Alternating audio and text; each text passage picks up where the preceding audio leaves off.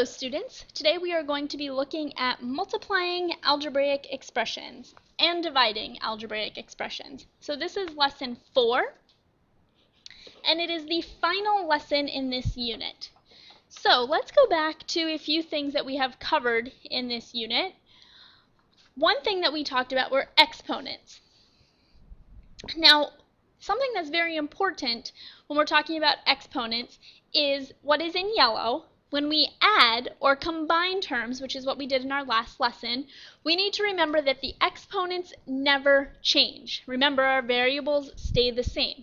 We only combine like terms, and when we do that, we combine the coefficients or add or subtract the coefficients in front of the variables. The variables stay the same.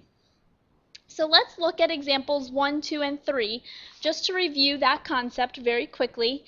X plus x, remember when there's no coefficient in front of the variable, we can assume there is a 1 there. So if we do 1 plus 1, we get 2x.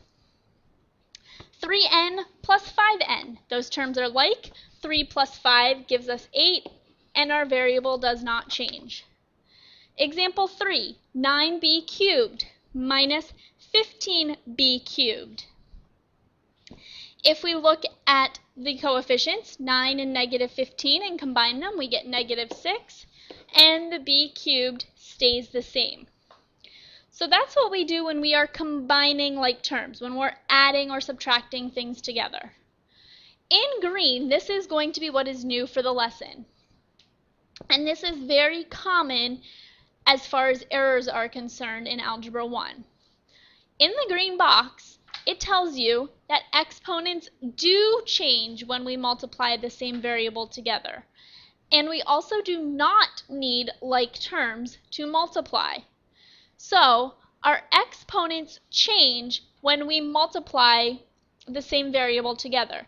So if we look at x times x, that simply gives us x squared. We have two x's, we're multiplying them together, so it's x squared.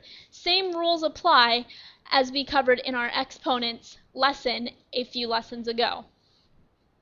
In example 5, 3n times 5n. How we deal with this example is we multiply the coefficients together, so 3 times 5 gives us 15. Then we multiply the variables together since they are the same. N times n, there are two of them, so that becomes n squared. In example 6, we have negative 4a times negative 3b. So again, we're going to look at the coefficients, negative 4 and negative 3. We're going to multiply those together to get a positive 12. Our variables are not the same, a and b, so we cannot do anything additional to them. They just stay a times b, and that is your simplified answer. So make sure you have these examples copied down. Very important that you have what is in the yellow and the green box copied down. If you need to take a minute and pause the video, please do so. Some rules for multiplying algebraic expressions. These should be in your notes. The first rule, to multiply the coefficients. The second rule, add the exponents of the variables as long as the variables are the same. Your solution should be in the form coefficient first, then your variable with its exponent.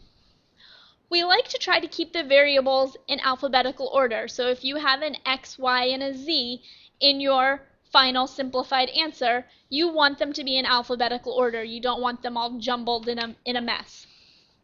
Please take a minute, pause the video, and copy down these 3 rules for multiplying algebraic expressions. We are now going to look at a few more examples dealing with multiplying algebraic expressions. In example 7, you'll notice that we have grouping symbols. We have parentheses. The terms inside the parentheses are unlike, so we cannot combine them. So we're going to have to use the distributive property. We are going to distribute the y to the 8y and the y to the 16.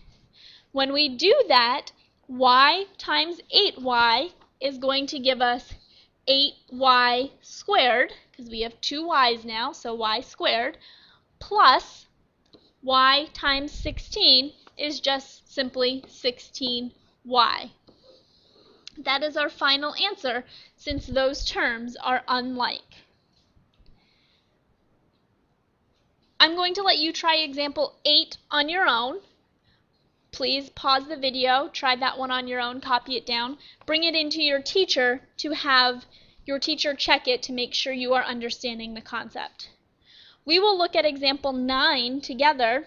Example 9 is 5x times the quantity of x minus 4 minus 5x times the quantity of 2x minus 3. In this case, we have to do the distributive property twice. So we have to distribute the 5x to the x, the 5x to the minus 4. 5x times x gives us 5x squared. Remember, there's an imaginary 1 in front of that x, so 5 times 1 is 5. X times x is x squared. 5x times negative 4 is going to give us a minus 20x. When we distribute into the second set of parentheses, we have to remember we're distributing a negative 5x. So negative 5x times 2x, negative 5x times negative 3, negative 5x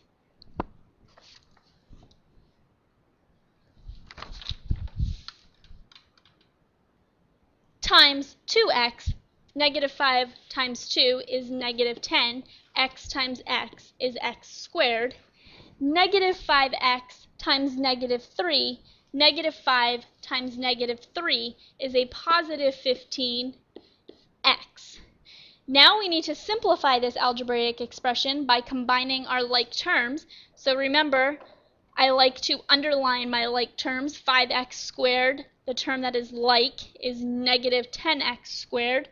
So when we combine them, we get negative 5x squared.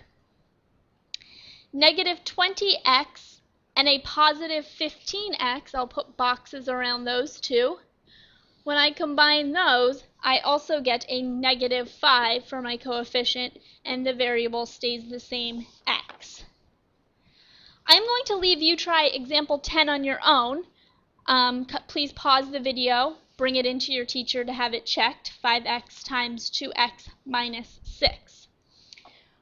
We are going to move on. I have 4 more examples up on the screen. Let's look at examples 11 and 13 together, and I will let you do examples 12 and 14 on your own. Example 11, we have to distribute the negative 4 to the 3a and the negative 4 to the negative 6. Negative 4 times 3 gives us negative 12, and our variable is just a. Negative 4 times negative 6 gives us a positive 24. So go ahead, pause the video, copy down example 12, try that one on your own, and again bring that one into your teacher to have them check it. Example 13. You'll notice that it looks a little bit different. Our number to be distributed is on the back side of our parentheses. So if this bothers you, if you don't like it written like that, that's easy to change. We can just bring that negative 5 out front, and we know we can do that using our rules that we learned in a previous lesson. Negative 3a minus 4 in the parentheses, because remember the order of multiplication does not matter because of the commutative property. So when we distribute the negative 5 to the negative 3a, negative 5 times negative 3, 15, and we bring down the a. Negative 5 times a negative 4 is a positive 20. Those are unlike terms, so we cannot simplify that any farther. That is your final answer. Again, pause the video, copy down example 14, try that one on your own, and bring that one into your teacher to have them check it for you. We are now going to move on to dividing algebraic expressions. When we divide two algebraic expressions, we can break apart the fraction. So we're going to do this simple problem 2 different ways. That way you can see what I'm talking about when I say we can break apart the fraction. The first way that you could do this, which is probably the way that you would automatically do it, following the order of operations, is you would combine the 6 plus the 10 in the numerator to get 16. And then divide by 2. 16 divided by 2, we know, is equal to 8. Well, we could also do this problem another way using method 2. And to do that, we're going to break apart the fraction. And simply, all that means is we're going to put the 6 over 2, we're going to break the numerator apart, and then we're going to add that to the 10 over 2. So we just broke apart the numerator and made 2 separate fractions. Now we can simplify those fractions and combine our like terms and get our simplified answer. 6 divided by 2 we know is 3. 10 divided by 2 we know is 5. 3 plus 5 we know is 8. So as you can see, our answers match, and we can do the problem either way. It doesn't matter. So let's look at 2 examples together dealing with dividing algebraic expressions. 15x squared plus 10z divided by 5. So I'm going to break this apart into 2 fractions so you can see how we simplify this into our final answer. So remember, we're going to break apart the first part of my numerator, which is 15x squared. We're going to put that over 5. Our addition sign goes in the middle. 10z divided by 5. Now what we're going to do is we're going to simplify the coefficients. So 15 divided by 5 we know is 3, and then we have x squared, plus 10 divided by 5 gives us 2, and our z stays attached to the 2. So our final answer is 3x squared plus 2z. We'll do example 16 the same way just so you get familiar with the process. We'll break it apart. If you can see without breaking it apart what our final answer is, that is fine too. But until we master this concept, it's a good idea to break it apart so you understand what is happening. So we have 2d squared divided by 2 plus 18d divided by 2 minus 10 divided by 2. We all know 2 divided by 2 is just 1, so that becomes just d squared. 18d divided by 2, well, 18 divided by 2 is 9, so this becomes plus 9d. And 10 divided by 2, we know that is equal to 5, so our final answer is d squared plus 9d minus 5. Thank you for watching.